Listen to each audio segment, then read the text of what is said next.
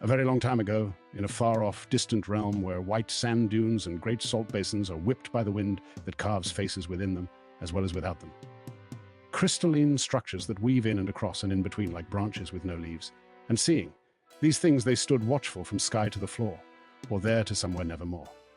The dwarves of Nevermore bellow the hills called Doom, and treasures, the centuries untold in their shiny rooms, draught of dragons and dungeons and gold, of silver and iron ore, rubies and emeralds, diamonds and more. Their empire secure, far beneath the mountain they named a red door. The folk of Durin spoke. Not as you or I would speak, though, and this inability to speak was kept secret up until today. Pray Hans, or even Crom, give us strength. It began when Dopey was a baby with wanting wanderlust. Much to the disgust and mistrust it kindled inside Durin kin, turning their attention towards him due to some error of ignorance. The child's dwarf was abandoned, left alone. Outside the protection of the mountain, the red door was shut for whatever reason.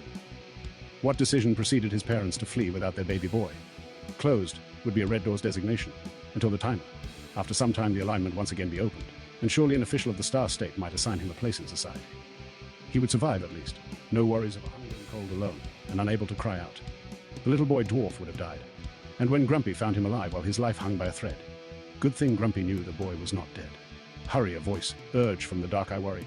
We missed the red door's opening already. Then, from the gleam of a transparent branch tree, emerged a dwarf named Happy. A smile on his face seemed permanently fixed until the sight of the half-frozen Dopey. At once Happy's countenance switched to fatal and ultimate purpose. You see, the dwarfs believe that nothing is worse than abandoning kin to the hungry wolves. At that moment, another tinker and another toymaker made their presence known. Bashful and Sleepy, who looked on wearily at once, sensing Happy's reaction to Grumpy, standing some distance from Doom's red door and holding close to his chest, a pale dwarf boy whose skin was blue.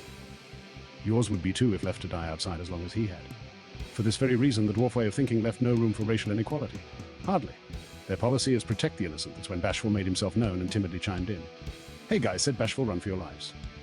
At that time, the apex predator of the slopes of Doom's red door region. A hungry beast like mythical beings with mighty wings.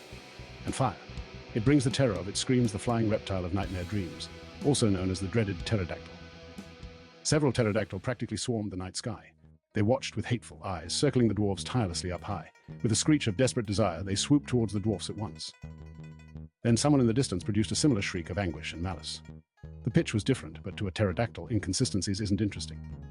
The leathery webbed arms had been distracted by a biological alarm. That is to say, the pterodactyl female's distinctive call, similar in desperate tones as to the mating season for the flying lizards, is not worth getting into right now. This lapse of focus gave Grumpy to go ahead to signal the hasty retreat. This sent the company of dwarfs all at once to flee for their lives in every direction. The raid was over before it began, and that's thanks to the efforts of their leader dog.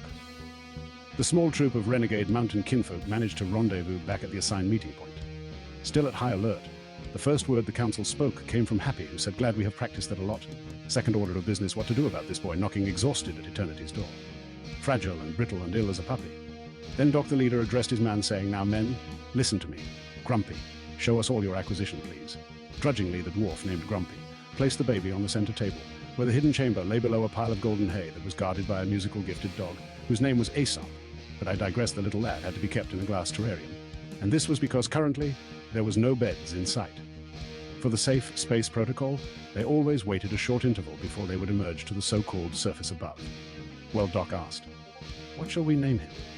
You see, the children of dwarves aren't always named, unless a brush with death in effect initiates them to receive a name in the first place. The one named Sneezy, then explained Leaky, he offered. No one agreed. Then Bashful spoke, adding Folly. But that too went unanswered. Sleepy then said Smelly. Still no consent. Doc thought a moment, then opened his mouth and said Dopey. The rest nodded silently. It would be Dopey, since his inability to say anything was his characteristic trait. His baldness, as is depicted in the movies, came about later. But I'll save that for another story.